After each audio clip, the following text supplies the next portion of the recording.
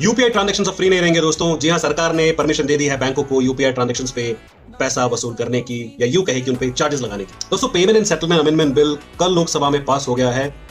ये जो बिल है ये अधिकार देता है बैंकों को यूपीआई ट्रांजैक्शंस पे चार्जेस लगाने का। घबराने की जरूरत नहीं है दोस्तों, क्योंकि अभी ये सिर्फ एक लीगल फ्रेमवर्क प्रोवाइड करता है। अभी तक कोई चार्जेस डिसाइड नहीं हुए हैं, और जो आम जनता है, जो आम लोग हैं, वो इस नियम के दायरे से अभी बाहर हैं। सो सरकार का ये कहना है कि ये जो नियम है उसमें जो लोग शामिल होंगे वो होंगे बड़े मर्चेंट्स या लार्ज जो शॉपकीपर्स होते हैं वो, और ये जो ट्रांजेक्शन होगा वो बिल्कुल मिनिमम होगा या मिनिमल होगा, which will range from 0.25% to 0.40% on transaction about a certain amount. So अगर आप 1000 या 2000 से ऊपर कुछ स्पेंड करेंगे तो उस पर कुछ यूपीआई ट्रांजेक्शन पे मर्चेंट्स को कुछ परसेंटेज पे करना पड़ेगा सरकार को ना। सबसे बड़ा सवाल ये खड़ा होता है दोस्तों कि इस देश में जहां पे इतना भ्रष्टाचार है, जो इतना इतना करप्शन है, क्या ये नियम मौका नहीं देगा उन मर्चेंट्स को ये जो एक्स्ट्रा कॉस्ट है वो कस्टमर से वसूल करने का? आई डोंट नो आप लोगों ने एक्सपीरियंस किया है कि नहीं किया, बट कई बार आपने देखा होगा जब भी आप अपना क्रेडिट कार्ड यूज करना चाहते हैं, मर्चेंट आपसे 2% फी मांगता है, जबकि वो जो 2% फी होती है वो मर्चेंट्स पे होती है, उनको बैंकों को पे करना होता है, लेकिन वो कस्टमर से निकालते हैं। तो मैं अगर एक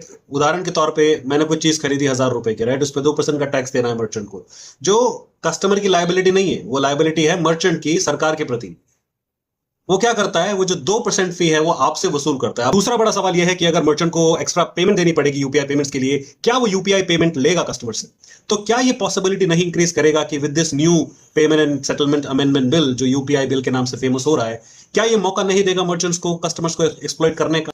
जो भी करते हैं, तो सरकार को इस तरह सोचना चाहिए दोस्तों। आप लोगों का क्या टेक है, प्लीज मुझे कमेंट करके जरूर बताइएगा। बिल अभी सिर्फ लोकसभा में पास हुआ है, राज्यसभा में पास होना बाकी है। सो प्लीज मुझे कमेंट करके जरूर बताइएगा आपकी क्या राय है इस बिल पे और इस विषय पे। अपना बहुत बहुत ख्याल रखिए। मैं आपसे